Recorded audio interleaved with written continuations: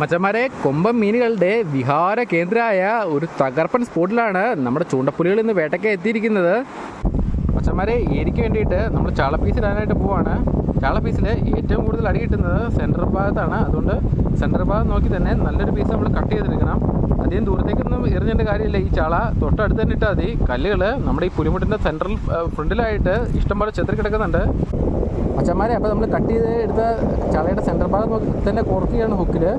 ഇത് ദൂരത്തേക്കൊന്നും എറിയേണ്ട കാര്യമില്ല, തൊട്ടടുത്ത് തന്നെ ഇട്ടാൽ മതി. നമുക്ക് ഉറപ്പായിട്ടും ആ ഭാഗത്തെങ്ങാനും ഏരി, ചെമ്പല്ലി, ഹമ്മൂർ പോലുള്ള മീനുകളുണ്ടെങ്കിൽ അതിൻ്റെ അടി അവിടെ നിന്ന് കിട്ടും. ഇത് വെള്ളത്തിൽ വീഴുമ്പോൾ തന്നെ ഈ മടയിലിരിക്കുന്ന പ്രൊഡേറ്റർ മീനുകൾക്ക് ഇതിൻ്റെ സ്മെല്ല് കിട്ടും. പിന്നെ അവർക്ക് സമാധാനത്തോടു കൂടി മടയിലിരിക്കാനായിട്ട് കഴിയില്ല. അവർ എടുക്കാനായിട്ട് പറന്നിറങ്ങി വരും.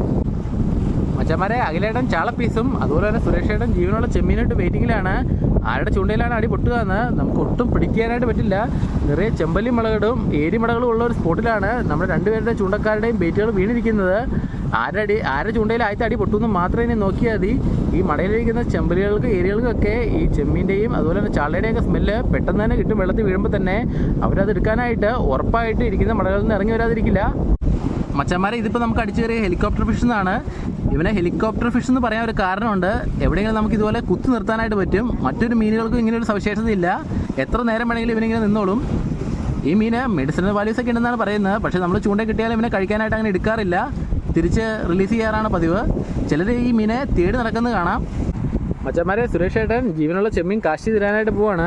ഇത്തവണ കുറച്ച് മുന്നിലേക്കാണ് കാശി തരാനായിട്ട് പോകുന്നത്. ഇവിടെ അടുത്തിട്ടാലും അതുപോലെ തന്നെ ദൂരത്തേക്ക് എറിഞ്ഞാലും ശരിക്കും മീൻ കിട്ടും. മുന്നിലായിട്ടും ഇഷ്ടംപോലെ കല്ലുകളൊക്കെ ഉണ്ട്. അവിടെ ഇവിടെയായിട്ട് ചിതറിയാണ് കല്ലുകൾ ഇവിടെ കിടക്കുന്നത്. കല്ലുകളുടെയും മടകളുടെയൊക്കെ സമീപത്ത് നമ്മുടെ ബേറ്റ് വീഴുകയാണെങ്കിൽ മീനടിക്കാനുള്ള ചാൻസ് കൂടുതലാണ്. തൊട്ടപ്പുറം തന്നെ നമ്മുടെ അഖിലേട്ടനും ചാളപ്പീസാണ് കാസ്റ്റ് ചെയ്യുന്നത്. മച്ചന്മാരെ, അങ്ങനെ കാത്തിരിപ്പിനൊടുവിൽ തകർപ്പനൊരു അടുവ് നമുക്ക് അടിച്ചു കയറിയിരിക്കുകയാണ്. നെയ്പ്പോർക്കൊന്നും ഇവനെ ചിലർ വിളിക്കാറുണ്ട്. ഇവൻ്റെ വാലിൻ്റെ ഭാഗത്തായിട്ട് നല്ല ഷാർപ്പൊരു മുള്ളുണ്ട്. അതുകൊണ്ട് തന്നെ ഈ മീനുകളെ കൈകാര്യം ചെയ്യുന്ന സമയത്ത് നമ്മൾ കെയർഫുള്ളായിട്ട് വേണം കൈകാര്യം ചെയ്യാനായിട്ട്.